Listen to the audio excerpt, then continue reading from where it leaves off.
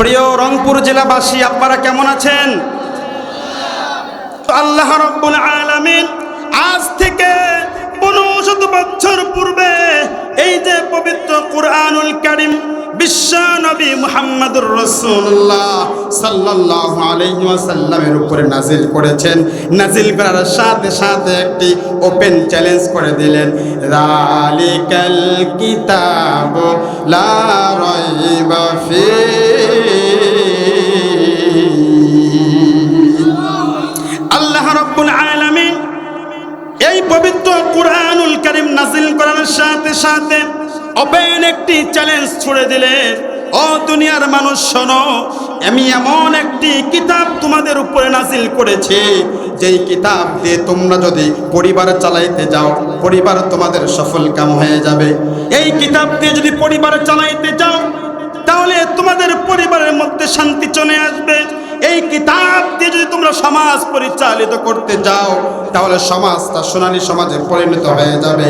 এই কিতাব দিয়ে যদি রাষ্ট্র পরিচালনা করতে চাও তাহলে তোমাদের রাষ্ট্রটা সোনালী রাষ্ট্রে পরিচালিত হবে। কথা বলেন ঠিক কি না?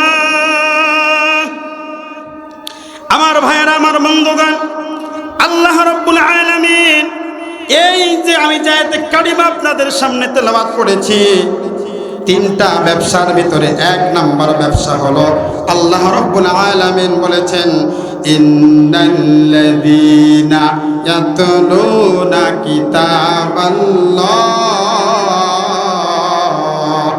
ইন্নাল হামদালিল্লাহি নাহমাদুহু ওয়া নাস্তাঈনুহু ওয়া নাস্তাগফিরুহু ওয়া নু'মিনু বিহি ونتوكل عليه ونعوذ بالله من شرور أنفسنا ومن سيئات أعمالنا من يهده الله فلا مضل له ومن يضلل فلا هادي له أي فلا تجد له وليا مرشدا ونشهد أن لا إله إلا الله وحده لا شريك له والذي لا ضد له ولا ند له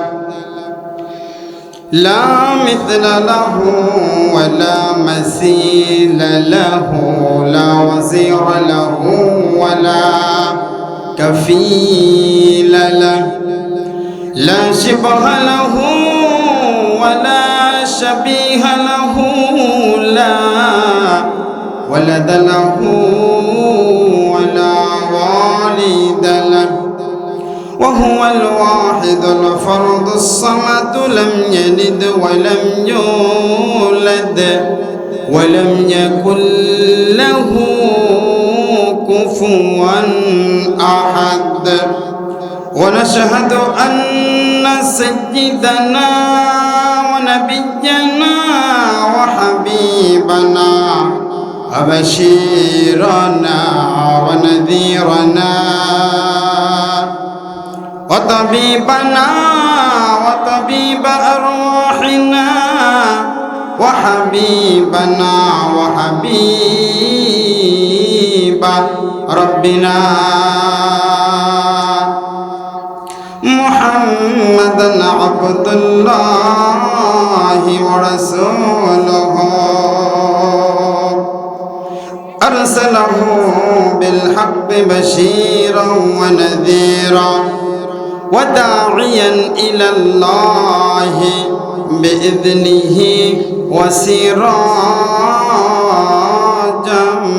منيرا أما بعد فقد قال الله تعالى في كلامه المجيد وفي فرقانه হামিদ। আমার সাথে সকলে পড়ি আউযু বিল্লাহি মিনাশ শাইতানির রাজিম। বিসমিল্লাহির রহমানির রহিম। ইন্নাল্লাযীনা ইয়াতলুনা কিতাবাল্লাহি ওয়া আকামুস সালাতা ওয়া আনফাকু মিম্মা রাযাকনাহুম সিররাও ওয়া আলানিয়াতান ইয়ারজুনা তিজারাতান লান তাবুর। ইন্নাল্লাহা ওয়া মালাইকাতাহু ইউসাল্লুনা আলান নবী ইয়া আইয়ুহাল্লাযীনা আমানু সাল্লু আলাইহি ওয়া সাল্লিমু তাসলিমা। সকলে জবান খুলে দরুদ ইব্রাহিম পড়ি। আল্লাহুম্মা সাল্লি আলা মুহাম্মদ ওয়া আলা আলি মুহাম্মদ কামা সাল্লাইতা আলা ইব্রাহিম ওয়া আলা আলি ইব্রাহিম ইন্নাকা হামিদুম মাজিদ। আল্লাহুম্মা বারিক আলা মুহাম্মদ ওয়া আলা আলি মুহাম্মদ কামা বারাকতা আলা ইব্রাহিম ওয়া আলা আলি ইব্রাহিম ইন্নাকা হামিদুম মাজিদ। তাহাজ্জুদের জায়নামাজে মরণ দিও প্রভু আমায়, ইকামতে দ্বীনের পথে কবুল করে নিও আমায়।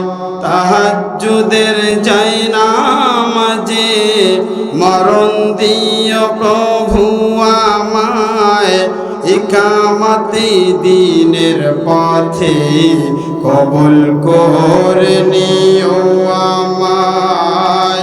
সকলে জিকির করে একটু লা ইলাহা ইল্লাল্লাহ মুহাব্বতে।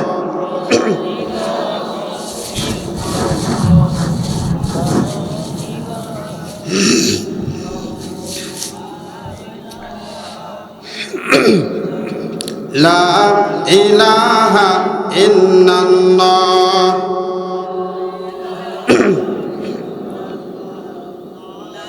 জিন্দগি তোর যায়রে ফাঁকি দিয়া রে সোনার আদম। জিন্দগি তোর যায় ফাঁকি দিয়া, জিন্দগি তোর যায় রে ফাঁকি দিয়া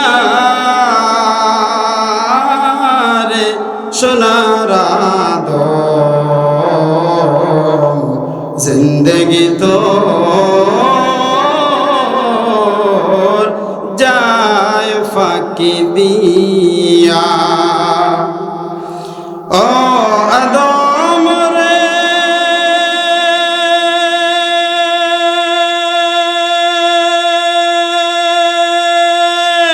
পাগ ধরিয়া গেছে দাড়ি, দম তো আছে গোটা চারি, সামন জারি কি আছে করিয়া। ও আদম রে পাগ ধরিয়া গেছে দাড়ি, দম তো আছে গোটা চারি, সামন জারি কি আছে করিয়া রে সোনার আদম। জিন্দগি তোর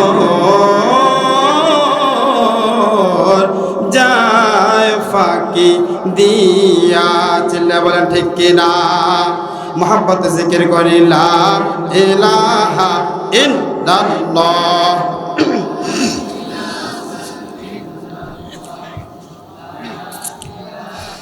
লা ইলাহা ইল্লাল্লাহ মুহাম্মাদুর রাসূলুল্লাহ। সকলে জবান করে পড়ছি সাল্লাল্লাহু আলাইহি ওয়াসাল্লাম। আলহামদুলিল্লাহ।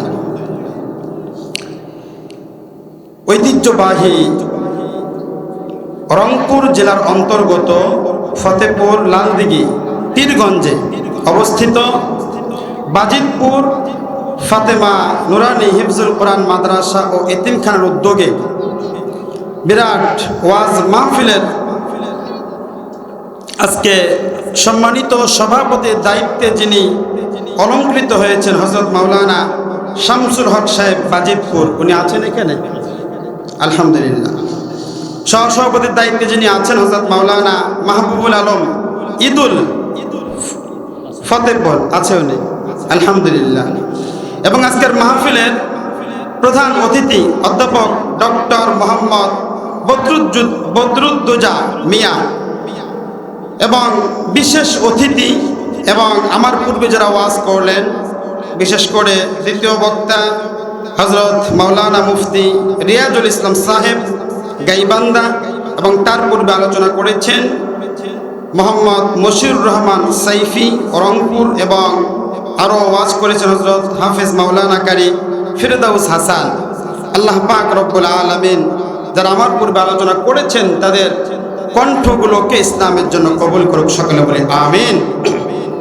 তার পূর্বে আমি জানতে চাচ্ছি, প্রিয় রংপুর জেলাবাসী আপনারা কেমন আছেন?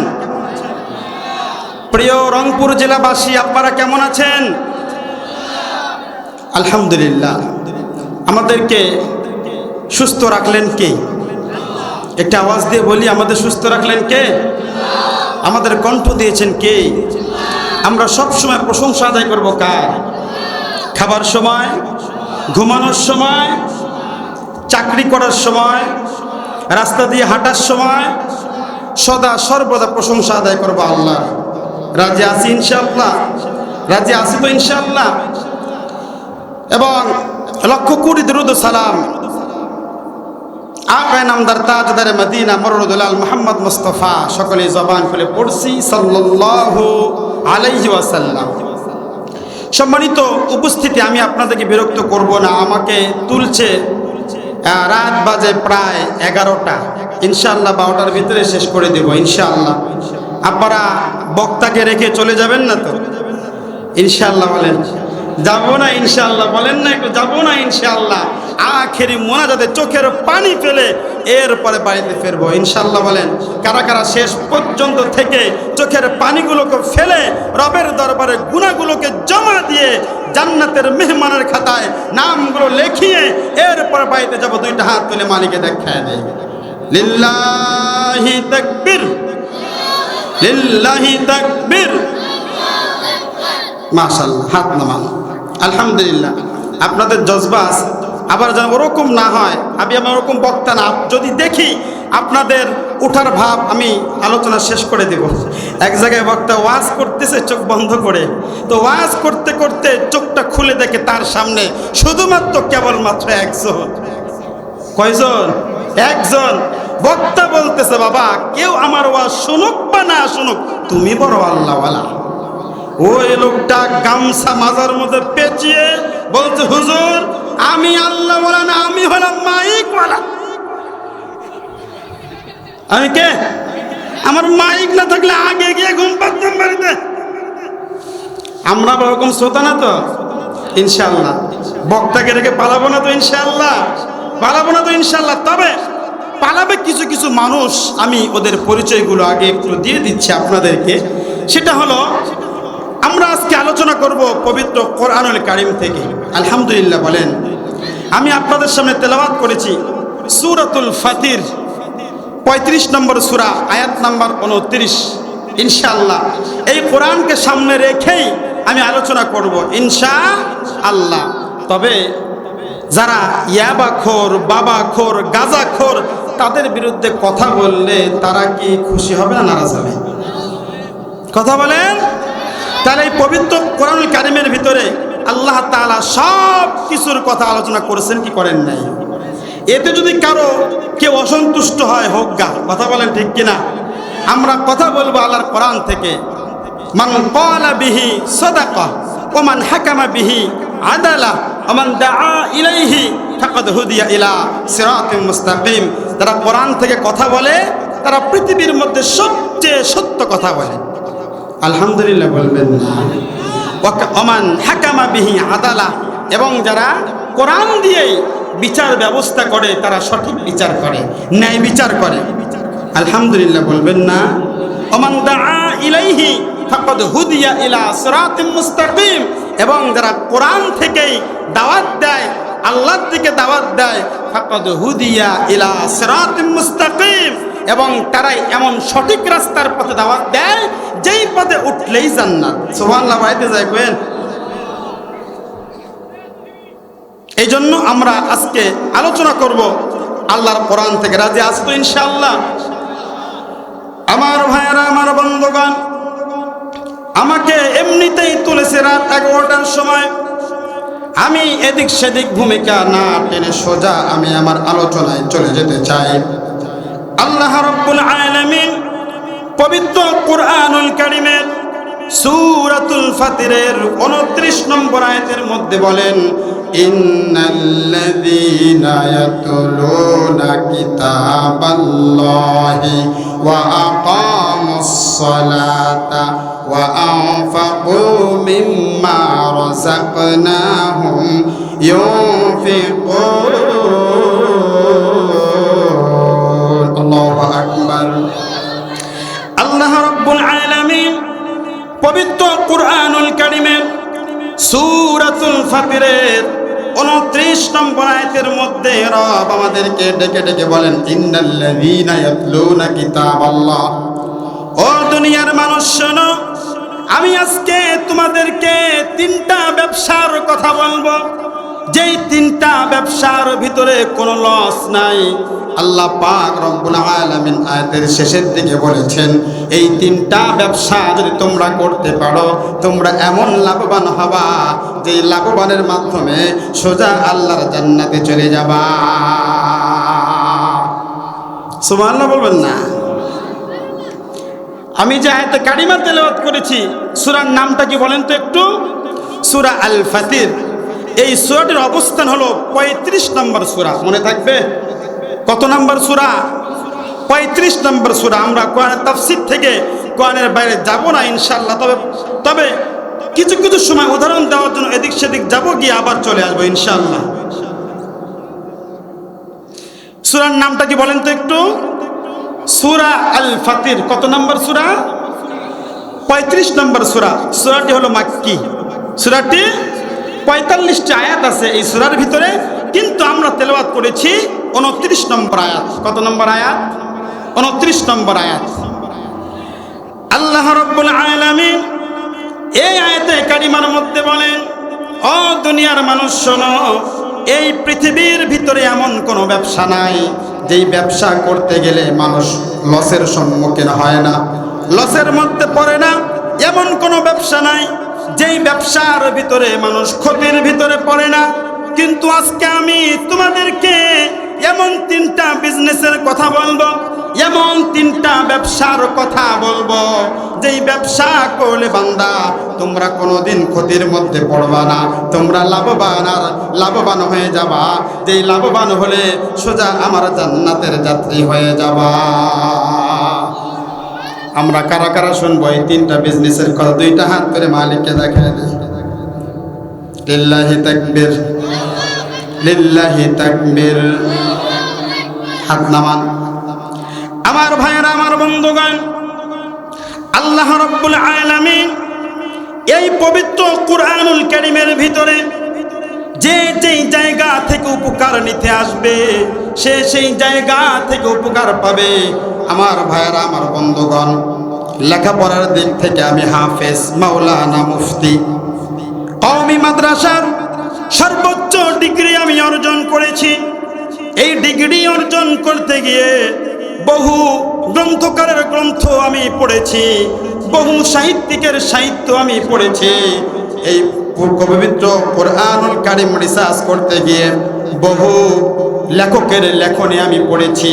প্রত্যেকটা লেখকের কিতাবের ভিতরে, প্রত্যেকটা গ্রন্থকারের কিতাবের শুরুতে একটি কথা লেখা থাকে, ও দুনিয়ার মানুষ শোনো, আমি যেই কিতাবটি তোমাদের সামনে লিখেছি, যেই গ্রন্থ আমি তোমাদের সামনে লিখেছি, যেই কিতাবটা, যেই বইটা আমি তোমাদের সামনে লিখেছি, আমার যতটুকুন মেধা ছিল ততটুকুন মেধা দিয়ে আমি এই কিতাবটা লিখেছি, এই কবিতার গ্রন্থটা আমি লিপিবদ্ধ করেছি। তবে দুনিয়ার মানুষ শোনো, আমি যেই গ্রন্থটা রচনা করেছি, এই গ্রন্থের ভিতরে যদি কেউ ভুল ধরিয়ে দিতে পারো, যদি গ্রন্থের ভিতরে যদি কেউ ভুলটা ধরিয়ে দিতে পারো, পরবর্তী সংস্কারের সময় আমি ঠিক করে নেব। কথা বলেন ঠিক কি না? কিন্তু আল্লাহ রাব্বুল আলামিন আজ থেকে 1500 বছর পূর্বে এই যে পবিত্র কোরআনুল কারীম বিশ্ব নবী মুহাম্মদুর রাসূলুল্লাহ সাল্লাল্লাহু আলাইহি ওয়াসাল্লামের উপরে নাজিল করেছেন। নাজিল করার সাথে সাথে একটি ওপেন চ্যালেঞ্জ করে দিলেন, যালিকাল কিতাবু লা রাইবা ফীহি।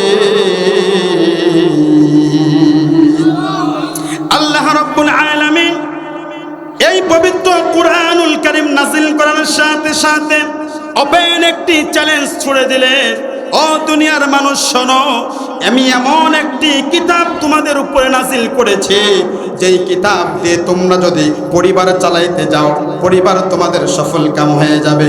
এই কিতাব দিয়ে যদি পরিবার চালাইতে যাও, তাহলে তোমাদের পরিবারের মধ্যে শান্তি চলে আসবে। এই কিতাব দিয়ে যদি তোমরা সমাজ পরিচালিত করতে যাও, তাহলে সমাজটা সোনালী সমাজে পরিণত হয়ে যাবে। এই কিতাব দিয়ে যদি রাষ্ট্র পরিচালনা করতে চাও, তাহলে তোমাদের রাষ্ট্রটা সোনালী রাষ্ট্রে পরিচালিত হবে। কথা বলেন ঠিক কি না? আমার ভাইয়েরা, আমার বন্ধুগণ, আল্লাহ রাব্বুল আলামিন এই যে আমি যে আয়াতে কারিমা আপনাদের সামনে তেলাওয়াত করেছি, তিনটা ব্যবসার ভিতরে এক নাম্বার ব্যবসা হলো আল্লাহ রাব্বুল আলামিন বলেছেন, ইন্নাল্লাযীনা ইয়াতলুনা কিতাবাল্লাহ। আল্লাহু আকবার। এত সুন্দর কোরআন যখন নাজিল হয়, নাজিল হওয়ার পরে আবু জেহেল, উতবা, সাইবা বলে, আরে মুহাম্মদ তুমি এগুলো কি বানাও, এর চেয়ে আমরাই ভালো বানাইতে পারি। নাউজুবিল্লাহ বলেন না। কোরআন শরীফ কবিতার মতো না। কুল ইয়া আইয়ুহাল কাফিরুন লা আ'বুদু মা তা'বুদুন। কথা বলেন ঠিক কি না? আলাম তারা কাইফা ফাআলা রাব্বুকা বিআসহাবিল ফিল আলাম ইয়াজআল কাইদাহুম ফি তাদলিল। কত সুন্দর ছন্দের মতো। ওয়াল আস ইন্নাল ইনসানা লাফি খুসর। কথা বলেন ঠিক কি না? কুল আউযু বিরাব্বিন নাস মালিকিন নাস ইলাহিন নাস। এত সুন্দর সাহিত্য দিয়ে আল্লাহ রাব্বুল আলামিন পবিত্র কোরআনুল কারীমটা নাজিল করেছেন। আবু জেহেল, উতবা, সাইবা বলে এটা আমরাও পারি। নাউজুবিল্লাহ বলেন না। আল্লাহ বলেন ঠিক আছে, পারলে একটা সূরা বানায় দেখ, পারলে একটা সূরা বানায় দেখ। আবু জেহেল, উতবা, সাইবা, মক্কার বড় বড় কাফের লিডাররা, মক্কার ভিতরে যত সাহিত্যিক ছিল, যত কবি ছিল, সবাইকে একত্রিত করছে। করার পরে তোদের কোনো কাজ নাই, খালি বসে বসে মুহাম্মাদের মতো একটা সূরা বানায়, মুহাম্মাদের মতো একটা সূরা বানা। মক্কার ভিতরে সমস্ত কবিরা একত্রিত হলো, সমস্ত সাহিত্যিকরা একত্রিত হলো। সমস্ত সাহিত্যিক আর কবিরা একত্রিত হওয়ার পরে তারা এই সিদ্ধান্তে উপনীত হলো, আমরা কোরআন শরীফের সবচেয়ে ছোট্ট একটি সূরা, সূরাটার নাম কি বলেন তো একটু? সূরা কাউসার। কোন সূরা? কাউসার। আমার সাথে সকলে বলেন, ইন্না আ'তাইনাকাল কাউসার ফাসাল্লি লিরাব্বিকা ওয়ানহার ইন্না শানিআকা হুয়াল আবতার। আল্লাহু আকবার।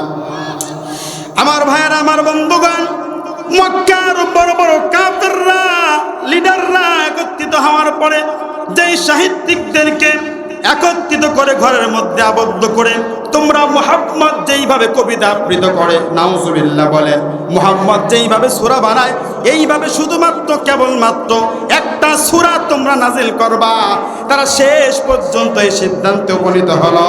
তারা বলে উঠল, ইন্না আ'তাইনাকাল কাউসার লাইসা হাদা কালামুল বাশার। আল্লাহু আকবার। যদি ইন্না আ'তাইনা কাল কাউসারের পরে যদি কোনো হুজুর বলে লাইসা হাযা কালামুল বাশার, ওর মার কি একটা বাইরে পড়বে? এই কথা বলেন না কেন? মায়ের একটা বাইরে পড়বে? কথা বলেন। কোরআনকে বুঝতে হবে। কোরআন দিয়ে শেষ পর্যন্ত তারা বলল, ও মুহাম্মদ, আমরা সারেন্ডার করলাম, আমরা এই কিতাবের মতো আমরা আর কোনো কিতাব তৈরি করতে পারবো না। সুবহানাল্লাহ বলেন।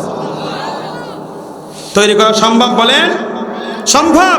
কারণ আল্লাহ তাআলা প্রথমে চ্যালেঞ্জ ছুড়ে দিয়েছেন, যালিকাল কিতাবু লা রাইবা ফি।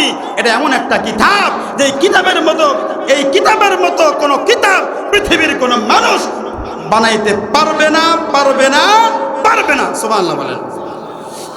পারবে পারবে? শেষ পর্যন্ত বলল লাইসা হাদা কালামুল বাশার। আমার ভাইয়ের, আমার বন্ধুগণ, কোরআনকে তো কোরআন দিয়েই বুঝতে হবে। কথা বলেন ঠিক কিনা?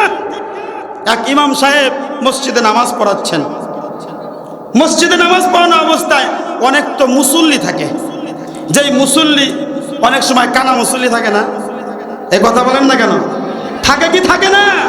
তো ইমাম সাহেব সূরা ধরছে, সূরা ফাতিহা পড়ছে। ফাতিহার পরে এমন একটা সূরা ধরছে, ওয়া কানা মিনাল কাফিরিন। আল্লাহু আকবার। আছে কি নাই কোরআনে? কানা মনে মনে চিন্তা করছে, কিরে ইমাম সাহেব আমার এই সূরা বানাইলো, ওর এত বড় সাহস। যাই হোক, কালকে দেখতেছি মাগরিবের নামাজ পড়ছে, তো প্রত্যেকটা ইমামের একটা পছন্দের সূরা থাকে। কথা বলেন ঠিক কিনা? যারা মুসল্লি তারাও জানেন ইমাম সাহেব গতকাল এই সূরা পড়ছে, আজকে মনে হয় এই সূরাই পড়বে। কথা বলেন ঠিক কিনা?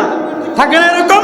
তো উনি আবার এই সূরা যখন ধরছে, তো যাই হোক, ইমাম সাহেব কথার কথা, ইমাম সাহেবের একটা পা ছিল একটু খাটো।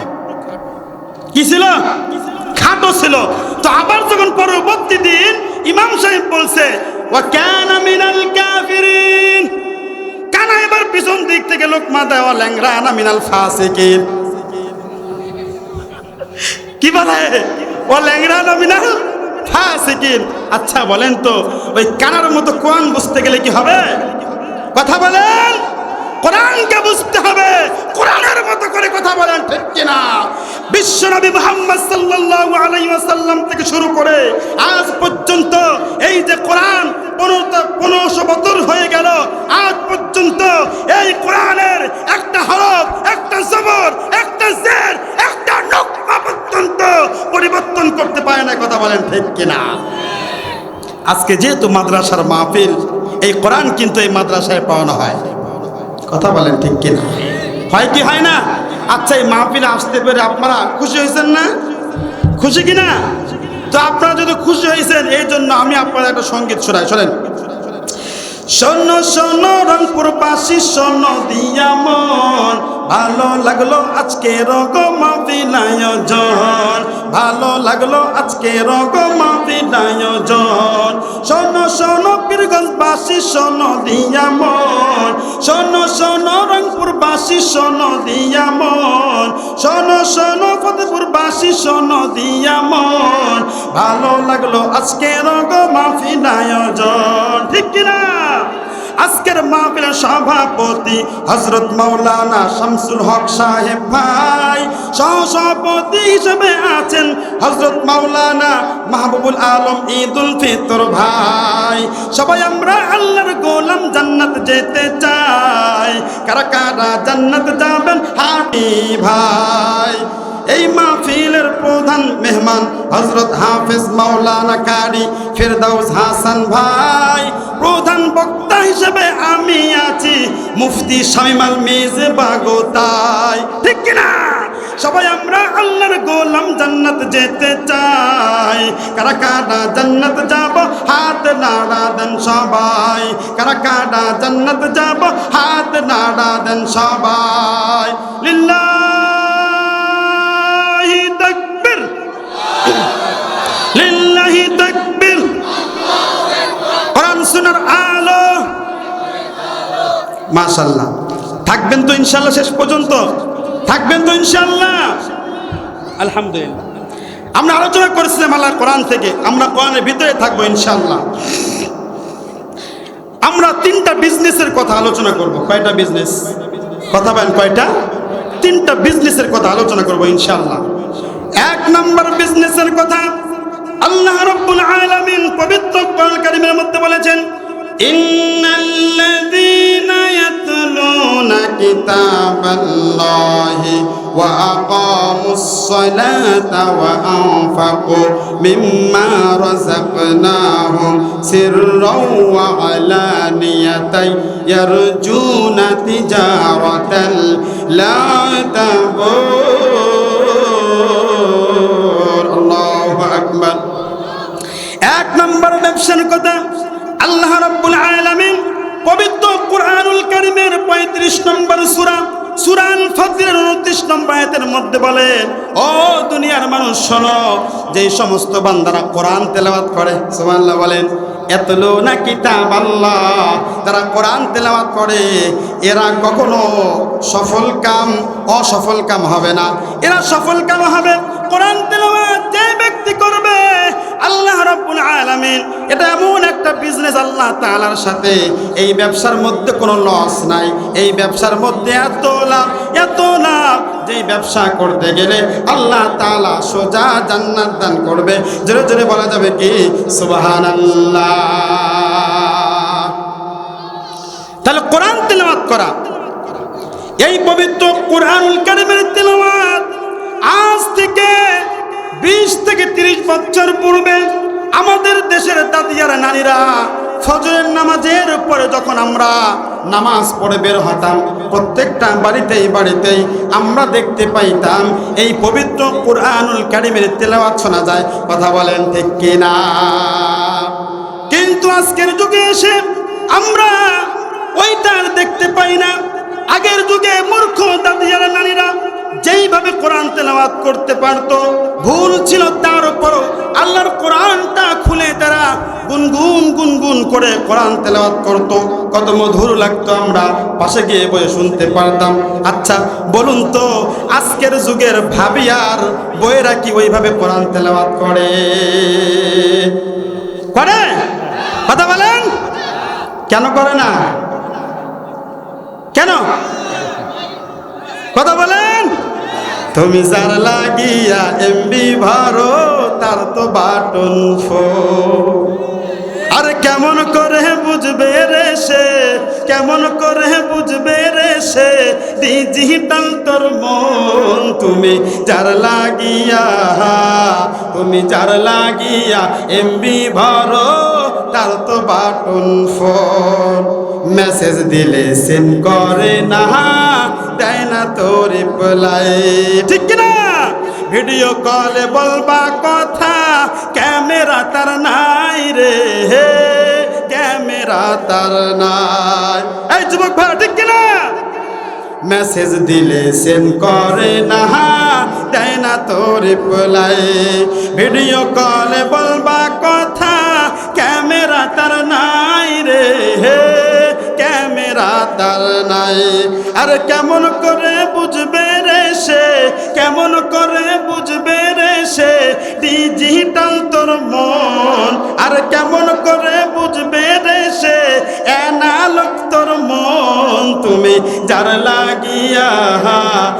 যার লাগিয়া এমবি ভরো, তার তো বাটন ফোন, ঠিক কিনা? আজকে এই যে মোবাইল, এই মোবাইলটা আসার পরে এই কোরআন তেলাওয়াত বন্ধ হয়ে গিয়েছে। কথা বলেন ঠিক কিনা? কত প্রবাসী যে তার বউ হারাইছে তার ঠিক নাই। কথা বলেন। এই দিকে স্বামী কষ্ট করে উপার্জন করে, আর এই দিক দিয়ে বউ ফোন দেয়। একটা ফোন ছাড়া তোমার সাথে কথা বলা যায় না। এই যুবক ভাইরা ঠিক কিনা? আর এই দিক দিয়ে সকিনাকে যখন মোবাইল ফোন কিনে দেয়, সকিনা তখন চিন্তা করে আমার স্বামী কাজে বিজি, তাকে ডিস্টার্ব করে লাভ নাই। কথা বলেন ঠিক কিনা? পাশের বাড়ির মন্টু মিয়া ফিরে আছে, তার সাথে একটু লাইন মারি। হ্যাঁ, কথা বলেন না কেন? করে কি করে না? এই যে মোবাইল, আমি গত পরশুদিন মাহফিলে গিয়েছিলাম ঝিনাইদহ। ওই ঝিনাইদহতে গিয়ে এক মুরব্বী চাচা আমার সাথে দেখা করতে আসলো। মুরব্বী বলতেছে, হুজুর কেমন আছেন? বললাম আলহামদুলিল্লাহ ভালো আছি। ওই সময় বলল, হুজুর আমার মেয়ের জন্য একটু দোয়া করেন। আমি বললাম, মেয়ে কি মারা গেছে? না, মারা যায় নাই। বললাম, কি হয়েছে? হুজুর আমার বাড়ি ঝিনাইদহ, আর মেয়ের বিবাহ হয়েছে চট্টগ্রাম। কোথায়? বললাম, আর সর্বনাশ, চট্টগ্রামে বিবাহ হয়েছে, তো ঘটককে? এই কথা বলে না কেন? মোবাইল ঘটককে, ঘটককে, এই যে ঘটক। আচ্ছা বলুন তো, এই মোবাইলটা আসার পরে যেরকম ভাবে মানুষের লাভ হয়েছে, লাভের চাইতে ক্ষতিটাই বেশি হয়েছে। কথা বলেন ঠিক কিনা? যেহেতু আজকের মাহফিলে মা বোনরা আসছেন, আপনাদেরকে উদ্দেশ্য করে একটা কথা বলছি। ও মা, ও বোন, স্বামীর জন্য সদা সর্বদা দোয়া করবেন। কেন? এই স্বামী আপনার জন্য নিজের সুখকে বিসর্জন দেয়। কথা বলেন ঠিক কিনা? একটা পুরুষ সকাল থেকে রাত পর্যন্ত মাথার ঘাম পায়ে ফেলে, ও মা তোমার সন্তানের জন্য, তোমার জন্য। ও মা, তুমি যেরকম ভাবে তোমার ব্রাক আর যেরকম ভাবে কিস্তির এনজির অফিসারের সাথে যেমনি ভালো ব্যবহার করো, এমনি মনে হয় স্বামীর সাথে ব্যবহার করো না। কথা বলেন ঠিক কিনা? আমার ভাইরা, আমার বন্ধুরা, এই জন্য আমি আমার মা বোনদেরকে বলবো, স্বামীর খেদমত করেন। স্বামীর খেদমত করলে লস হবে না। এই স্বামীর খেদমত করলে আল্লাহ তাআলা তোমাকে সোজা আল্লাহর জান্নাত দেবে। সুবহানাল্লাহ বলেন। মায়েদের বিষয়ে আরো পরে বলবো ইনশাআল্লাহ। তো যেই কথা বলতেছিলাম আমরা, কোরআন তেলাওয়াত। এই কোরআন তেলাওয়াত, কোরআনকে যে যেভাবে যেমনে সম্মান দিয়েছে, সেইভাবে আল্লাহ তাআলা তাকে সম্মানিত বানাইছে। জোরে বলেন সুবহানাল্লাহ। বানাইছে কি বানায় নাই? কষ্ট হচ্ছে? আলোচনা চলবে ইনশাআল্লাহ। এই চলবে ইনশাআল্লাহ। যুবক ভাইরা বলে চলবে ইনশাআল্লাহ। কয়টা পর্যন্ত? হ্যাঁ, আল্লাহু আকবার। এই দুইটা পর্যন্ত করলে ফজর নামাজ পড়তে হবে না? বলেন, আমাদের ভালোবাসা সব যেন হয় মহান রবের জন্য। বলেন না, আমাদের ভালোবাসা সব যেন হয় মহান রবের জন্য। ঠিক কিনা? আমাদের ভালোবাসা কার জন্য হবে? ও মুসলমান, আপনারাও আমাকে চেনেন না, আমিও আপনাদেরকে চিনি না। শুধুমাত্র কেবলমাত্র আমাদের মধ্যে বন্ধন আল্লাহর কোরআনের কারণে। কথা বলেন ঠিক কিনা? আমার ভাইয়েরা, আমার বন্ধুগণ, এই জন্য আমি বলতে চাই, বিগত বছরগুলোতে আমরা দেখতে পেয়েছি 17টি বছর পর্যন্ত তারা কোরআনকে সম্মান দেয় নাই, আল্লাহ রসুলের হাদিসকে সম্মান দেয় নাই, তারা ইতিহাসের আস্থা করে পড়ে গিয়েছে। জোরে ঠিক বললেও ঠিক, আস্তে ঠিক বললেও ঠিক। জোরে বলেন না ঠিক? আমাকে আবার বয়ান শেষ করে যেতে দিবেন তো? শুনলাম আপনাদের ভাই নাকি আবার আমাদের দুলা ভাইয়ের এলাকায়। এই কথা বলে নাকি? হ্যাঁ, কি দুলা ভাইয়ের আবার বাড়ি এখানে না? কি কষ্ট পাচ্ছেন? কষ্ট পাচ্ছেন? আলহামদুলিল্লাহ। যাই হোক, সম্মানিত উপস্থিতি, এই কোরআনকে যদি কেউ অসম্মান করে, ইতিহাস থেকে শিক্ষা নেওয়ার দরকার আছে কি নাই? কথা বলেন, আছে কি নাই? আছে কি নাই? আলহামদুলিল্লাহ। আমার ভাইয়েরা, আমার বন্ধুগণ, এই পবিত্র কোরআনুল কারীমের সাথে লেগেছেন একজন ফেরেশতা। তার নামটা কি? হযরতে জিবরাইল আলাইহিস সালাতু ওয়াস সালাম। আল্লাহ রাব্বুল আলামিন তাকে ফেরেশতাদের সর্দার বানিয়ে দিয়েছেন। জোরে জোরে বলা যাবে কি সুবহানাল্লাহ। এই কোরআনটা নাজিল হয়েছিল একটা পাহাড়ে। ওই পাহাড়টাকে আল্লাহ রাব্বুল আলামিন দামি বানিয়ে দিয়েছে। সুবহানাল্লাহ বলেন। কি বানিয়ে দিয়েছে? দামি বানিয়ে দিয়েছে। বিশ্বনবী মুহাম্মদ সাল্লাল্লাহু আলাইহি ওয়াসাল্লামের জামানায় যেই লোকগুলোকে বলা হতো আইয়ামে জাহিলিয়াত, ওই লোকগুলোকে এই কোরআনের সাথে সম্পৃক্ততা থাকার কারণে, এই কোরআনের সাথে লেগে থাকার কারণে আল্লাহ রাব্বুল আলামিন তাদেরকে সোনালী মানুষে পরিণত করে দিয়েছেন। জোরে জোরে বলা যাবে কি সুবহানাল্লাহ। আমার ভাইয়েরা, আমার বন্ধুগণ, গভীর মনোযোগ দিয়ে শোনেন। এই কোরআনের সাথে সম্পর্ক লাগা থাকার কারণে, এই কোরআনের সাথে সম্পর্ক থাকার কারণে একজন জাহান্নামী পর্যন্ত আল্লাহ তাআলা তাকে মাফ করে দিয়ে সোজা আল্লাহর জান্নাতি বানায় দিয়েছে।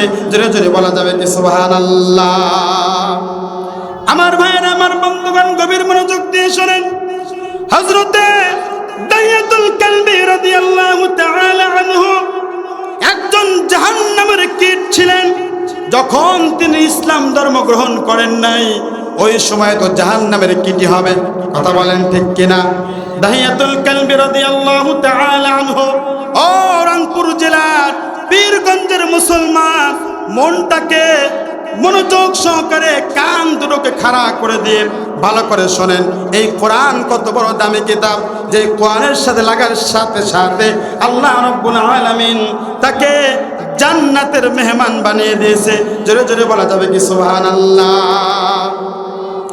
হযরত দাহিয়াতুল কালবি রাদিয়াল্লাহু তাআলা আনহু বিশ্বনবী মুহাম্মদুর রাসূলুল্লাহ সাল্লাল্লাহু আলাইহি ওয়াসাল্লামের দরবারে আসলেন। আসার পরে তিনি কান্নাকাটি করেন। বিশ্বনবী মুহাম্মদুর রাসূলুল্লাহ সাল্লাল্লাহু আলাইহি ওয়াসাল্লাম বলো, দাহিয়া তুমি কেন কান্দো? দাহিয়াতুল কালবি কোনো কথা বলে না। দাহিয়াতুল কালবি রাদিয়াল্লাহু তাআলা আনহু চোখের পানিগুলো ফেলে দিয়ে কান্দে আর বলে, হুজুর, জীবনে এমন অন্যায় করেছি, অবিচার করেছি। আমার মন বলে আপনি সব সময় বয়ান করেন ইসলাম ধর্ম গ্রহণ করলে আল্লাহ রাব্বুল আলামিন তার জীবনের সমস্ত গুনাহগুলোকে মাফ করে দেবেন। কিন্তু আমার মন বলে, হুজুর, আমি এমন এক অন্যায় করেছি, এমন অপরাধ করেছি। বিশ্বনবী মুহাম্মদুর রাসূলুল্লাহ সাল্লাল্লাহু আলাইহি ওয়াসাল্লামকে ডাক দিয়ে বলছে, হুজুর, এমন অন্যায় করেছি, অবিচার করেছি। আমার মন বলে আমার জীবনের সব অন্যায় মাফ করে দিলেও এই অন্যায়টা আল্লাহ তাআলা আমার মাফ করবে না। বিশ্বনবী মুহাম্মদুর রাসূলুল্লাহ সাল্লাল্লাহু আলাইহি ওয়াসাল্লাম দাহিয়াকে ডাক দিয়ে বলছে, দাহিয়া, তুমি কি এমন অন্যায় করেছো, কি এমন অপরাধ করেছো যে অপরাধের কারণে আজকে তুমি নিজেকে অপরাধী বলে দাবি করতেছো? আমাকে একটু খুলে বলো। ওই সময়ের ভিতরে দাহিয়াতুল কালবি রাদিয়াল্লাহু তাআলা আনহু চোখের পানিগুলোকে ছেড়ে দিলেন। ছেড়ে দেওয়ার পরে বলতে, হুজুর, আমি তখন ইসলাম ধর্ম গ্রহণ করি নাই। ইয়া রাসূলুল্লাহ, আমি ব্যবসার জন্য এদিক সেদিক চলে যাইতাম, ব্যবসার জন্য বিভিন্ন দেশের মধ্যে আমি সফর করতাম। হুজুর, বিশ্বনবীকে ডাক দিয়ে বলছে, হুজুর, আমার স্ত্রী একবার সন্তান সম্ভাবনা হলো, আমার স্ত্রীর গর্ভে একটি সন্তান ছিল। ওই সময়ের ভিতরে আমি আমার স্ত্রীকে কমিটমেন্ট দিলাম, স্ত্রী, তোমার গর্ভে যেই সন্তানটি আছে, এই সন্তানটি যদি কন্যা সন্তান হয়, এই সন্তানটিকে তুমি জীবিতই দাফন করে দিবা। আর যদি পুত্র সন্তান হয়, এই সন্তানটিকে তুমি ভালো করে লালন পালন করবা, এই সন্তানটিকে তুমি আদর করবা, বড় করবা, শিক্ষিত করবা। এই কমিটমেন্ট দিয়ে আমি আমার স্ত্রীর কাছ থেকে আমি বিদায় নিয়ে নিলাম।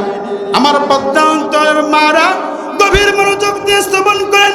ও মুরব্বী বাবা, ও পীরগঞ্জের মুসলমান, ও পীরগঞ্জের যুবক ভাই, ও রংপুরের মুরব্বী বাবারা, কান দুইটা খাড়া করে দিয়ে গভীর মনোযোগ দিয়ে শ্রবণ করেন। যখন দাহিয়াতুল কালবি এই কমিটমেন্ট দিয়ে ব্যবসার উদ্দেশ্যে চলে গেলেন, ওই সময়ের ভিতরে কয়েক বছর পরে দাহিয়াতুল কালবি রাদিয়াল্লাহু তাআলা আনহু বাড়িতে ফিরে আসলেন। আসার পরে দেখলেন ঘরের সামনে উঠানের ভিতরে ফুটফুটে সুন্দর একটি কন্যা সন্তান ঘোরাফেরা করতেছে। ওই সময় দাহিয়াতুল কালবি রাদিয়াল্লাহু তাআলা আনহু স্ত্রীকে ডাক দিয়ে বলছে, স্ত্রী, তোমাকে না বলেছিলাম আমার পুত্র সন্তান যদি হয় তুমি তাকে বড় করবা, তাকে লালন পালন করবা, তাকে তুমি শিক্ষিত করবা, কিন্তু এই কন্যা সন্তানটা কার? ওই সময় দাহিয়াতুল কালবির স্ত্রী স্বামীকে ডাক দিয়ে বলতে, প্রাণের স্বামী আমার, যেই সন্তানকে 10 মাস 10 দিন গর্ভে ধারণ করেছি, ওই সন্তানকে জীবিত কেমনে আমি দাফন করে দেই? কথা বলেন ঠিক কিনা? মায়ের একধার দুধের দাম কাটিয়া গায়ের চাল, পাপস বানাইলাম ঋণের শোধ হবে না, এমন দরদি ভাবে কেউ হবে না আমার মা গো। ঠিক কিনা আমার ভাইরা, আমার বন্ধুগণ? এরপরে দাহিয়াতুল কালবি রাদিয়াল্লাহু তাআলা আনহু যখন ঘটনা বলছেন, আল্লাহ নবী বিশ্বনবী মুহাম্মদ রাসূলুল্লাহ সাল্লাল্লাহু আলাইহি ওয়াসাল্লাম কান দুটো খাড়া করে শুনছেন। এরপরে দাহিয়াতুল কালবিকে বিশ্বনবী মুহাম্মদ রাসূলুল্লাহ সাল্লাল্লাহু আলাইহি ওয়াসাল্লাম ডাক দিয়ে বলেন, ও দাহিয়া, এরপরে তুমি কি করেছো?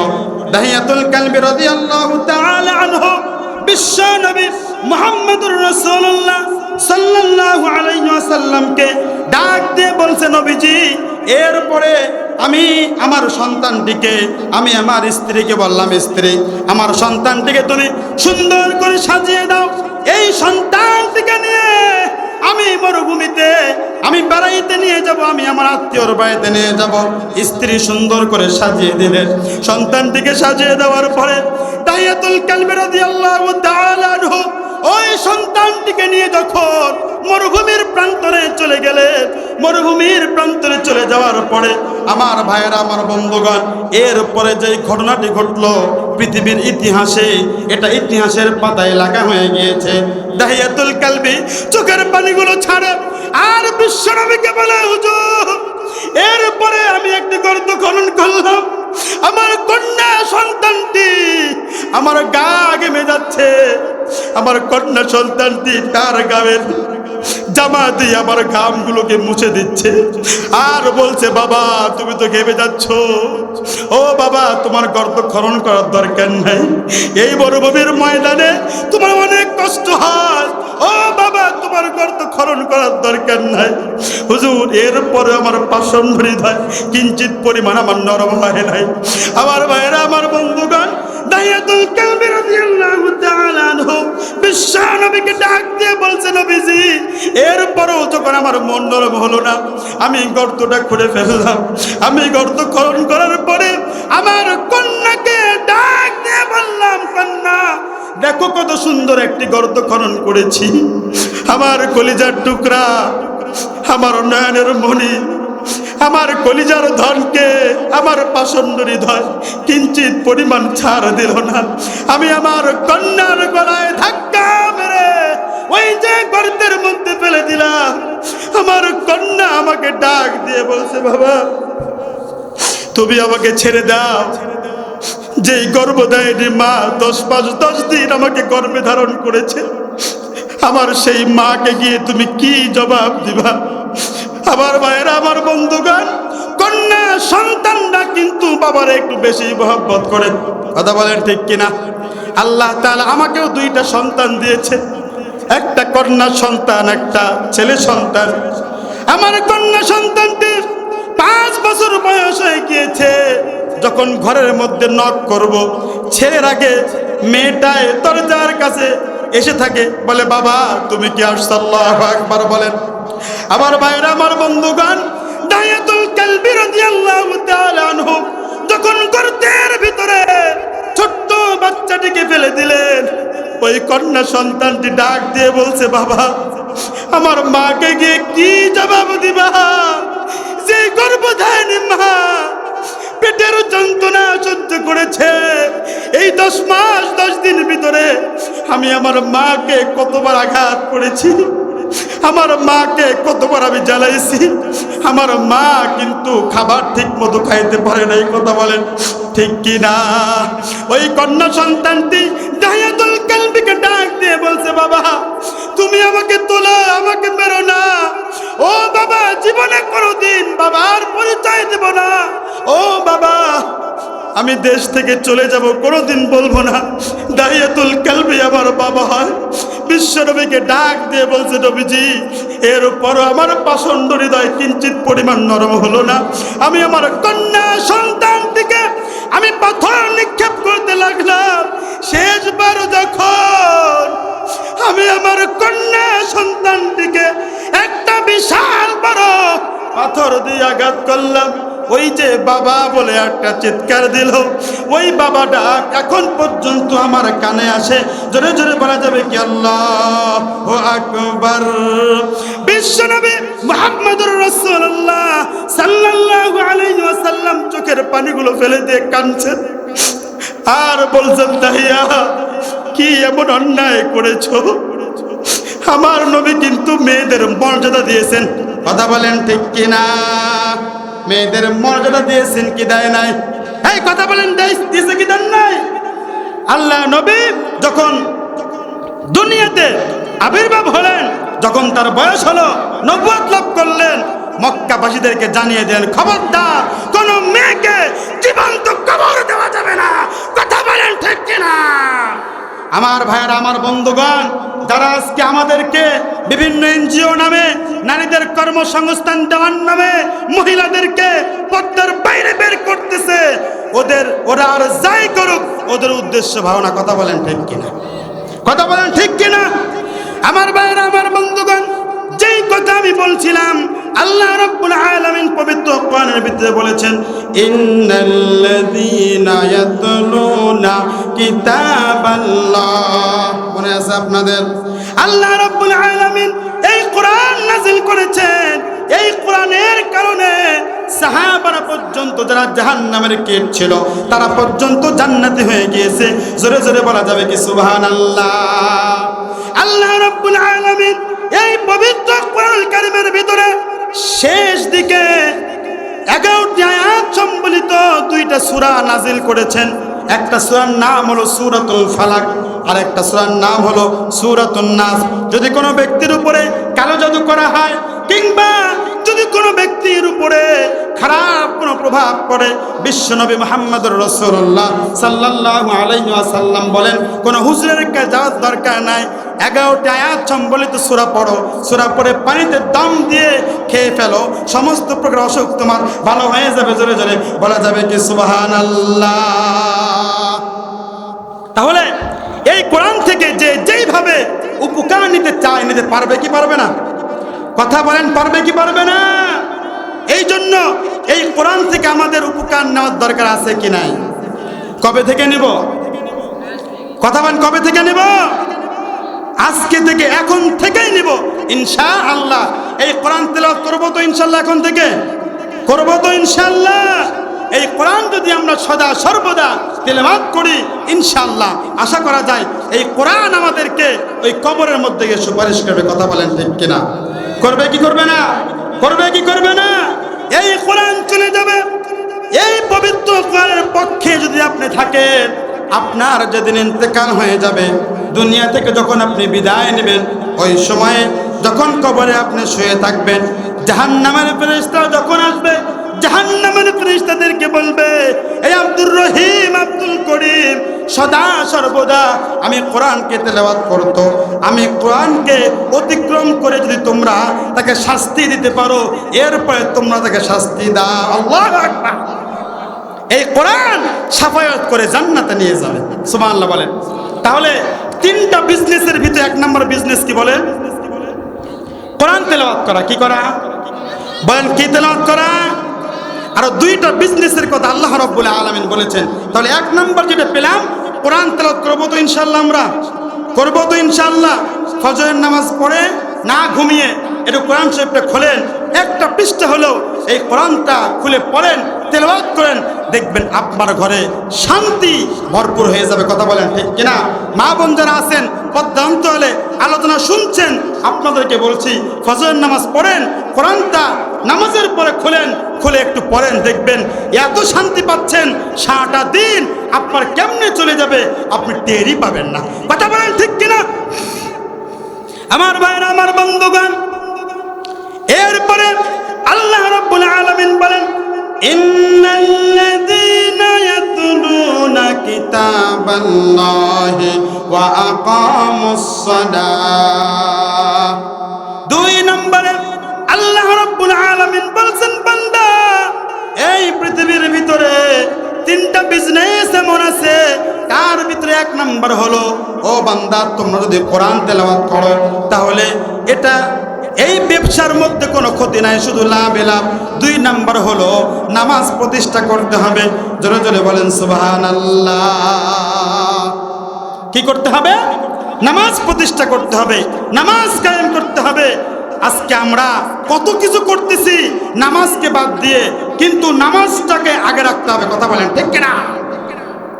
কাজকর্ম করছি আর যেটাই করতেছি নামাজকে আমাদের সামনে রাখতে হবে।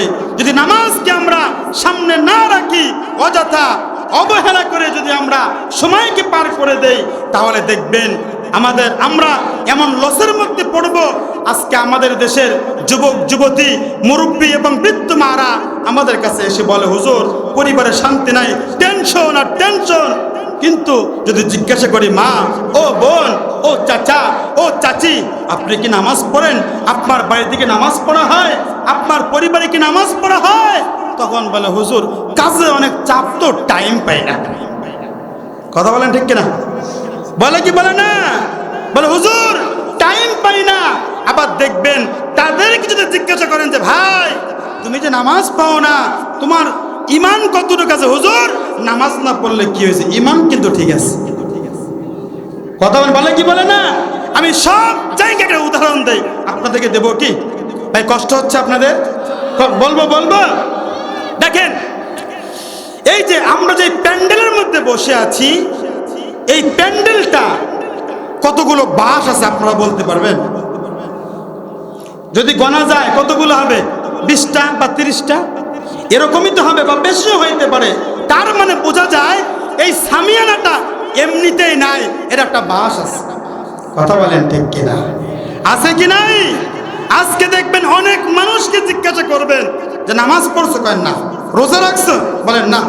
হজ যে ফরজ, হজ করছো? বলেন না। হুজুর এইগুলো না করলে কি হয়েছে, আমার ইমান ঠিক আছে। এই কথাটা একটু মনে রাখেন, আমি যুক্তিটা কেন দিচ্ছি ওইটা আপনারা মনে রাখবেন। তাহলে এই যে সামিয়ানাটা আনা হয়েছে, এই সামিয়ানা কিন্তু এমনিতে নাই, অনেকগুলো বাঁশের মাধ্যমে আছে। কথা বলেন ঠিক কিনা? আমরা যখন বিল্ডিং তৈরি করি, বিল্ডিং এর ভিতরে বিম বা পিলার দেই কি দেই না? ওই বিল্ডিং এর ভিতরে আমরা বিম দেই, পিলার যেটাই বলুক সেইটা আমরা দেই। এমনিতেই কিন্তু ওই বিল্ডিংটা দাঁড়িয়ে থাকবে না। কথা বলেন ঠিক কিনা? আমার ভাই, আমার বন্ধুগণ, আল্লাহ রাব্বুল আলামিন আমাদেরকে ঈমানদার হিসেবে, মুসলিম হিসেবে আমাদেরকে এই দুনিয়াতে প্রেরণ করেছেন। ঈমান নামক মহাদৌলত আমাদেরকে দান করেছেন। আর ঈমানটাকে টিকিয়ে রাখার জন্য আল্লাহ তাআলা পরবর্তীতে আরো 4টা জিনিস দান করেছেন। কথা বলেন ঠিক কিনা? 1 নাম্বার, আল্লাহকে বিশ্বাস করতে হবে। এই বিশ্বাসটাকে টিকিয়ে রাখার জন্য আল্লাহ রাব্বুল আলামিন আরো 4টা জিনিস দান করেছেন খুঁটি হিসেবে। কি হিসেবে? বলেন খুঁটি হিসেবে। ঈমানটা এটা হলো আপনার ছাদ। ঈমান কি? কথা বলেন, ঈমান কি? ঈমানটা হলো ছাদ। এই ঈমান নামক ছাদকে টিকিয়ে রাখার জন্য আল্লাহ নামাজ দান করেছেন। ঈমান নামক ছাদকে টিকিয়ে রাখার জন্য আল্লাহ রোজা দান করেছেন।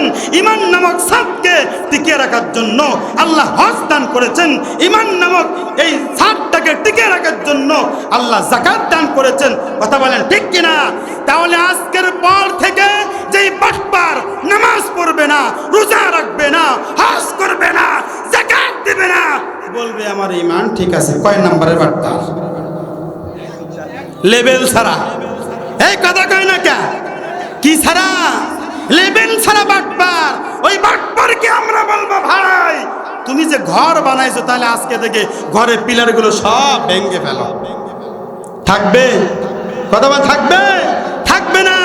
এই জন্য দেখেন, এই ঈমান নামক ছাদকে টিকিয়ে রাখার জন্য নামাজ পড়বো তো ইনশাআল্লাহ, রোজা রাখবো তো ইনশাআল্লাহ, হজ ফরজ হজ করবো তো ইনশাআল্লাহ, যাকাত ফরজ হলে যাকাত দেব তো ইনশাআল্লাহ, দেব তো ইনশাআল্লাহ। আমার মুরব্বী বাবারা, 12টা আমি পার করবো না, আপনারা উঠবেন না। এক একটার ব্যাখ্যা দিতে গেলে লম্বা টাইম লাগবে, কিন্তু যেহেতু আপনাদেরকে কথা দিয়েছি 12টা আমি পার করব না, একটু আমার সাথে থাকা যাবে না ইনশাআল্লাহ? যাবে না ইনশাআল্লাহ? আমি দেখেন কোরআন 3 নম্বর যেই বিজনেসের কথা পবিত্র কুরআনুল কারীমের সূরাতুল ফাতিরের 29 নম্বর আয়াতের মধ্যে আল্লাহ রাব্বুল আলামিন বলেছেন ওয়া আনফাকু মিম্মা রাযাকনাহুম সিররাও ওয়া আলানিয়াতাই ইয়ারজুনা তিজারাতাল লা তাবুর। আল্লাহু আকবার।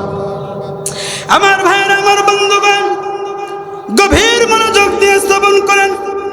3 নম্বর হলো আমার আল্লাহ তাআলা দুনিয়ার মানুষদেরকে ডেকে বলেন, আমার ভাইরা, আমার বন্ধুগণ, বুঝে থাকলে বলুন তো, যেই কথাগুলো বলছে এটা কি আমি মুফতি শামীম আল মিসবার বানানো কথা বলেন? আপনারা ঠিকানা আপনাদেরকে দিয়ে দিলাম, আপনাদেরকে পরিচয় দিয়ে দিলাম। সূরাতুল ফাতির আয়াত নাম্বার 29, 35 নম্বর সূরা। এই সূরাটা খুলে দেখেন, আল্লাহ রাব্বুল আলামিন কত চমৎকার ভাবে আমাদেরকে বলেছেন, ইন্নাল্লাযীনা ইয়াতলুনা কিতাবাল্লাহি ওয়া আকামুস সালাতা ওয়া আনফাকু মিম্মা রাযাকনাহুম সিররাও ওয়া আলানিয়াতান ইয়ারজুনা তিজারাতাল লা তাবুর। আল্লাহু আকবার। আল্লাহ তাআলা বলেন, আল্লাহবান বান্দা, তোমার আমি 1 নাম্বার বিজনেসের কথা বললাম, কোরআন তেলাওয়াত করবা। 2 নাম্বার বিজনেস হলো, ও বান্দা, তুমি নামাজ কায়েম করবা, নিজেও নামাজ পড়বা, ঘরের বিবিকেও নামাজের প্রতি উৎসাহিত করবা, নিজের সন্তানটাকেও নামাজি বানাবা। অনেক ব্যাখ্যা আছে, ওই দিকে যাব না। আমি 3 নাম্বারটার কথা বলতেছি, ওয়া আনফাকু মিম্মা রাযাকনাহুম। আল্লাহ রাব্বুল আলামিন বলেন, বান্দা, ওয়া আনফাকু মিম্মা রাযাকনাহুম, ও বান্দা, আমি তোমাকে যেই রিজিক দিয়েছি, এই রিজিক থেকে তুমি বান্দা গোপনে এবং প্রকাশ্যে, সিররাও ওয়া আলানিয়াতাই ইয়ারজুনা তিজারাতাল লা তাবুর, ও বান্দা, তোমাকে আমি যেই রিজিক দিয়েছি, ওই রিজিক থেকে তুমি আল্লাহর রাস্তায় দান করবা। সিররাও ওয়া আলানিয়াতাই, গোপনে দিবা, প্রকাশ্যে দিবা, সবভাবে দিবা। তিজারাতাল লা তাবুর, আল্লাহ রাব্বুল আলামিন ব্যবসার কথা উল্লেখ করেছেন। তিজারা, এটা এমন একটা ব্যবসা, ইয়ারজুনা তিজারাতাল লা তাবুর, ও বান্দা, এটা এমন একটা ব্যবসা যেই ব্যবসার মধ্যে কোনো ক্ষতি নাই, যেই ব্যবসা শুধু লাভই লাভ। জোরে জোরে বলা যাবে কি সুবহানাল্লাহ। আমার ভাইয়ের, আমার বন্ধুগণ, ছোট্ট একটি ঘটনা মনে পড়ে গেল। আব্দুল্লাহ ইবনে মুবারক রাহিমাহুল্লাহ জগৎ বিখ্যাত একজন মুহাদ্দিস ছিলেন। পৃথিবীর মধ্যে এমন কোন মুহাদ্দিস নাই যেই মুহাদ্দিস আব্দুল্লাহ ইবনে মুবারকের কাহিনী পড়ে নাই। আব্দুল্লাহ ইবনে মুবারকের কথা হাদিস পড়তে গেলে রাবির নাম হিসেবে যার নামটা চলে আসে, আব্দুল্লাহ ইবনে মুবারক রাহিমাহুল্লাহ, তিনি একজন জগৎ বিখ্যাত মুহাদ্দিস ছিলেন। এই আব্দুল্লাহ ইবনে মুবারকের একটি সন্তান ছিল। এই সন্তান কোনো একদিন বাড়ির পাশেই তিনি হাঁটতেছিলেন।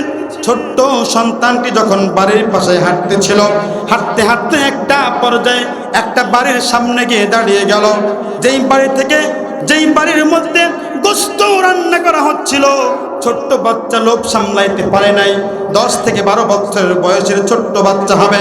ছোট্ট বাচ্চা লোভ সামলাইতে পারলো না, বাড়ির ভিতর ঢুকে পড়ল। বাড়ির ভিতর ঢুকার পরে বাড়ির মালিককে গিয়ে বলল, চাচা, আমারে কি 1 টুকরা গোশত দেওয়া যায় না? বাড়ির মালিক বলছে, না, তোমাকে গোশত দেওয়া যাবে না। ছোট্ট বাচ্চাটি আবার চাইলো। বাড়ির মালিক বলল, না, তোমাকে গোশত দিতে পারবো না। ছোট্ট বাচ্চাটি আবার চাইলো, চাচা, তোমরা সবাই মিলে খাও, তোমার সন্তানরা খায়, তোমার বিবি খায়, তুমিও খাও, আমাকে 1 টুকরা গোশত দিলে তোমাদের তো তেমন কোনো ক্ষতি হবে না। বাড়ির মালিক ছিল খিটখিটে মেজাজের। বাড়ির মালিক গলায় ধাক্কা দিয়ে ওই ছোট্ট সন্তানটিকে বাড়ি থেকে বের করে দিল। ছোট্ট সন্তানটি কাঁদতে কাঁদতে চলে গেলেন। ওই ছোট্ট সন্তানটি আব্দুল্লাহ ইবনে মুবারকের সন্তান ছিল। আব্দুল্লাহ ইবনে মুবারক রাহিমাহুল্লাহ ওই রাস্তা দিয়ে তিনি হাঁটতেছিলেন। হাঁটতে হাঁটতে যখন তার সন্তানের সাথে দেখা হয়ে গেল, তার সন্তানকে বলছে, বাবা তুমি কাঁদো কেন? তোমার কান্নার কারণ কি? তুমি একটু আমাকে খুলে বলো। ওই বাচ্চা কোনো কিছু বলছে না, কারণ জানে মানুষের কাছে গোশত চেয়েছি, এইটা শুনলে আব্বাও রেগে গিয়ে আমাকে মারবে। কথা বলেন ঠিক কিনা? ছোট্ট বাচ্চাটি কোনো কিছুই বলছে না। ও রংপুরের মুসলমান, ও বীরগঞ্জের মুসলমান, গভীর মনোযোগ দিয়ে শ্রবণ করেন। আব্দুল্লাহ ইবনে মুবারকের ছোট্ট সন্তানটি যখন বাবার সামনে কোনো কিছুই বলে না, বাবা অত্যন্ত বিচক্ষণ ব্যক্তি ছিলেন।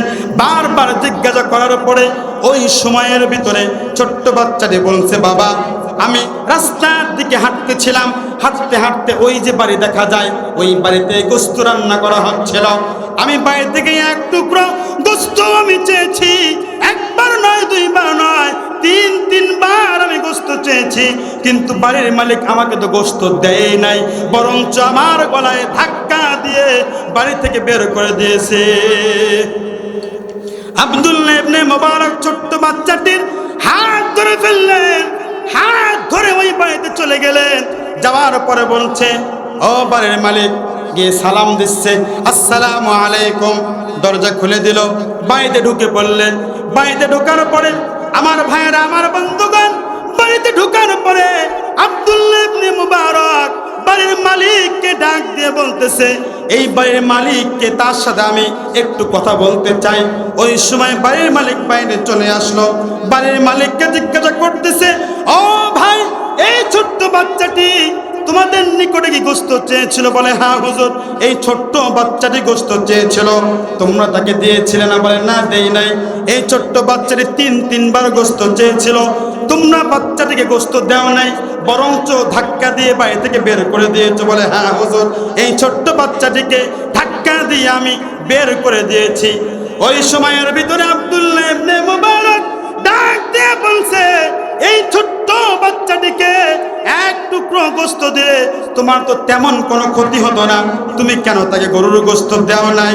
ওই সময়ের ভিতরে আমার ভাইয়েরা, আমার বন্ধুগণ, ওই লোকটি বলছে, হুজুর, এই যে গোশত আমার বাড়িতে রান্না করা হয়েছে, এই গোশতটি আমাদের জন্য জায়েজ আর আপনাদের জন্য নাজায়েজ। আল্লাহু আকবার।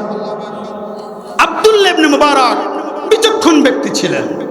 তিনি বলছেন, ভাই, যতক্ষণ পর্যন্ত তুমি আমাকে না বলবা এই গোশত তোমার জন্য জায়েজ আর আমাদের জন্য না জায়েজ, ততক্ষণ পর্যন্ত তোমার বাড়ি ছাড়ব না। আল্লাহু আকবার বলেন।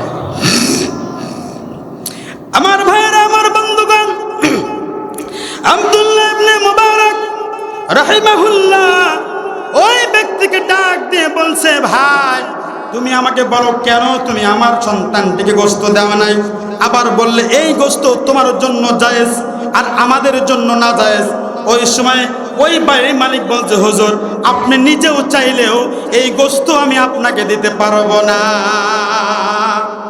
আব্দুল্লাহ ইবনে মুবারক রাহিমাহুল্লাহ বিচক্ষণ ব্যক্তি ছিলেন। তিনি চিন্তা করতে লাগলেন, রাগ করলে চলবে না, এই ব্যক্তিটি কেন এই ধরনের কথা বলল? আব্দুল্লাহ ইবনে মুবারক চিন্তা করতে লাগলেন আর তাকে জিজ্ঞাসা করতে লাগলেন। বাড়ির মালিক একটা পর্যায়ে বলছে, হুজুর, আমরা গরিব মানুষ, আজকে 3টা দিন হয়ে গেল আমার বাড়িতে কোনো খাবার নাই, আমার চুলার ভিতরে কোনো আগুন জ্বলে না, আমার স্ত্রী বাচ্চাদেরকে চুলার ভিতরে, পাতিলের ভিতরে পানি দিয়ে খড়ি নাড়াচাড়া করে, আর আমার সন্তানগুলোকে সান্ত্বনা দেয়, হয়তোবা কোনো কিছু রান্না করা হচ্ছে। আব্দুল্লাহ ইবনে মুবারককে ডাক দিয়ে বলছে, হুজুর, আজকে 3টা দিন হয়ে গেল আমি কাজ করতে বের হয়েছি, কাজের সন্ধানে আমি বের হয়েছি, কিন্তু আমি একটা দিনও কাজ পেলাম না। আমি গত পরশুদিন গিয়েছিলাম, কাজ পাই নাই, দ্বিতীয় দিন গিয়েছিলাম, কাজ পাই নাই, আজকেও গিয়েছিলাম, কাজ পাই নাই। আমার সন্তানগুলো বাড়ি থেকে বের হওয়ার সময় আমাকে বলছে, বাবা, আজকে 2টা দিন হয়ে গেল পেটের মধ্যে কোনো কিছু যায় না, তুমি আমাদেরকে দৈনিক ফাঁকি দাও, আমাদেরকে কোনো খাবার দাও না। ও বাবা, আজকেও যদি তুমি খাবার না নিয়েছো, আমরা কিন্তু দুনিয়ার জীবিত থাকবো না, ক্ষুধা থাও না, আমরা দুনিয়া থেকে মৃত্যুবরণ করব। ও পীরগঞ্জের মুসলমান, গভীর মনোযোগ দিয়ে শ্রবণ করেন। আব্দুল্লাহ ইবনে মুবারককে ওই লোকটি ডাক দিয়ে বলছে, হুজুর আজকে 3টা দিন হয়ে গেল, আজকেও যখন কাজের জন্য বের হয়েছি কোনো কাজ পাই নাই। হতাশা নিয়ে আমি যখন বাড়ির দিকে ফিরছিলাম, এমনই সময় এমনই মুহূর্তের মধ্যে আমার কলিজার টুকরা সন্তানদের কথা মনে পড়ে গেল। আমার কলিজার টুকরা সন্তানগুলো কেমন যেন আমাকে বলতেছিল, বাবা আজকে তুমি যে কোনো খাবার আমাদের জন্য নিয়ে আসবা, না হলে খোদা তাহলে আমরা দুনিয়া থেকে ইন্তেকাল করব। হুজুর এমন সময় আমি দেখতে পাইলাম, বাড়ির দিকে যখন আমি আসি ওই সময় দেখতে পাইলাম একটি মরা গরুকে বা কারা যেন মাঠের মধ্যে ফেলে চলে যাচ্ছে। তারা যখন সেই স্থান ত্যাগ করে ফেললো, আমি ওই মরা গরুর কাছে গেলাম, চামড়াগুলোকে খসিয়ে ওই মরা গরুর কিছু পরিমাণ গোশত আমি আমার বাড়িতে আনলাম। আনার পরে আমি আমার স্ত্রীকে বললাম, স্ত্রী গোশতগুলোকে রান্না করে দাও। গোশতগুলোকে আমার স্ত্রী রান্না করেছে।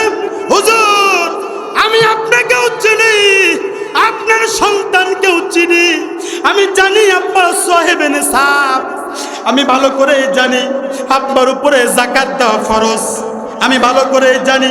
এই জন্য এই মরা গরুর গোশত আমার জন্য জায়েজ। আমরা গরিব মানুষ, কোনো কামাই করতে পারি নাই, কোনো কাজ করতে পারি নাই। হুজুর এতে যদি আমরা অপরাধ হয়ে থাকে আপনি আমাকে শাস্তি দিতে পারেন, আমার কোনো সমস্যা নাই। আমার ভাইয়ের, আমার বন্ধুগণ, আব্দুল্লাহ ইবনে মুবারক ওই লোকটিকে ডাক দিয়ে বলছে, ও ভাই আজকে 3টা দিন হয়ে গেল তোমার চুলার মধ্যে কোনো আগুন জ্বলে না, তোমার বাচ্চা না খেয়ে আছে, তুমিও না খেয়ে আছো। আব্দুল্লাহ ইবনে মুবারক রাহিমাহুল্লাহ সাথে সাথে আল্লাহকে ডাক দিয়ে বলছে, আল্লাহ কাল কঠিন কিয়ামতের ময়দানে আমি আব্দুল্লাহ ইবনে মুবারককে কিন্তু এই কারণে পাকড়াও করো না। ওই সময়ের ভিতরে আব্দুল্লাহ ইবনে মুবারক চলে গেলেন তার বাড়িতে।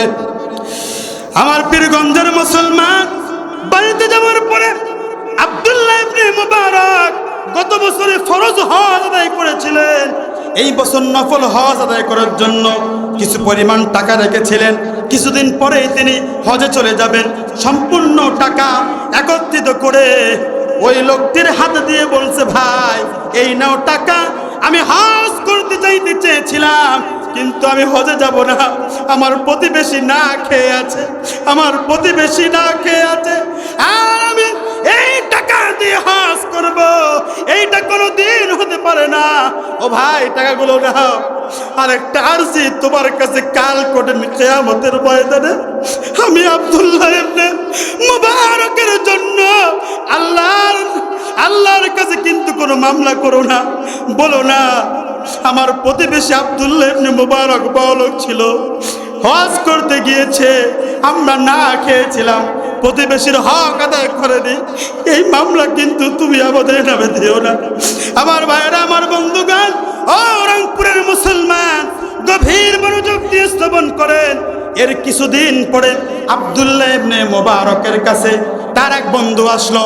ওই বন্ধু ডাক দিয়ে বলছে, বন্ধু একসাথে হজ করলাম, তুমি কবে দেশে ফিরে আসলে? আমাকে একটা বারের জন্য তুমি বললে না, একবারও কি আমার বলার প্রয়োজন হলো না?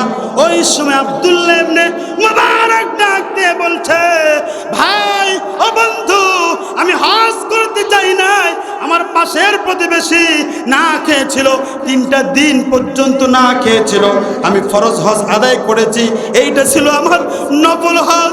সব টাকাগুলোকে আমি আমার পাশের বাড়ির প্রতিবেশীকে দান করে দিয়েছি। আমার ভাইয়েরা, আমার বন্ধুগণ, তার বন্ধু ডাক দিয়ে বলো, বন্ধু মিথ্যা কথা বলো না, আমি তোমাকে দেখেছি একসাথে কাবার চত্বরে, একসাথে কাবা শরীফের গিলাফ ধরে ধরে আল্লাহর কাছে কাঁদছি। জোরে জোরে বলা যাবে কি সুবহানাল্লাহ? বন্ধু মিথ্যা কথা বলো না, আমি তোমাকে দেখেছি রাসূলের রওজার সামনে দাঁড়িয়ে দাঁড়িয়ে আসসালাতু ওয়াসসালামু আলাইকা ইয়া রাসূলুল্লাহ, আমিও সালাম দিচ্ছি, তুমিও সালাম দিচ্ছ। বন্ধু আমি তোমাকে দেখেছি সাফা মারওয়া একসাথে সাথে সাই করেছি, শয়তানকে পাথর নিক্ষেপ করেছি। বন্ধু মিথ্যা কথা বলো না। আব্দুল্লাহ ইবনে মুবারকের বন্ধু চলে গেল। এর কিছুদিন পরে আব্দুল্লাহ ইবনে মুবারককে আল্লাহ তাআলা ইলহামের মাধ্যমে স্বপ্নে জানিয়ে দেয়, ও আব্দুল্লাহ ইবনে মুবারক, তুমি ফরজ হজ গত বছরে আদায় করেছিলে, এই বছর তোমার ছিল নফল হজ, কিন্তু নফল হজ না করে পাশের বাড়ির প্রতিবেশীর হক আদায় করেছো। এই টাকাগুলোকে তুমি দান করে দিয়েছো। তোমার দানগুলোকে আমি এমন ভাবে কবুল করেছি, একজন ফেরেশতার মুখের ভিতরে তোমার চেহারাটা দান করে দিয়ে আমি তোমাকে কবুল হজের সওয়াব দান করেছি। জোরে জোরে বলা যাবে কি সুবহানাল্লাহ। আমার ভাইয়েরা, আমার বন্ধুগণ, আল্লাহ বলছেন ওয়ানফাকু মিম্মা রাযাকনাহুম সিররাও ওয়া আলানিয়াতাই ইয়ারজুনা তিজারাতান লা তাবুর। এই দানের কথা পৃথিবীর কোনো মানুষ জানে না, আল্লাহ জানে, আব্দুল্লাহ ইবনে মুবারক জানে। আল্লাহ বলছেন গোপনে দান করো, প্রকাশ্যে দান করো, তোমরা যেমনি পারো ওইভাবেই দান করো। আমি আমার রংপুর জেলার পীরগঞ্জের মুসলমান ভাইদেরকে উদ্দেশ্য করে বলছি, আমি বহুত মাদ্রাসায় মাহফিল করেছি, গতকালকেও মাহফিল ছিল। যেই মাদ্রাসায় গিয়েছি, মাদ্রাসার টাইলস করা মাদ্রাসা, কত সুন্দর পরিপাটি মাদ্রাসা, কিন্তু এই যে মাদ্রাসায় আসলাম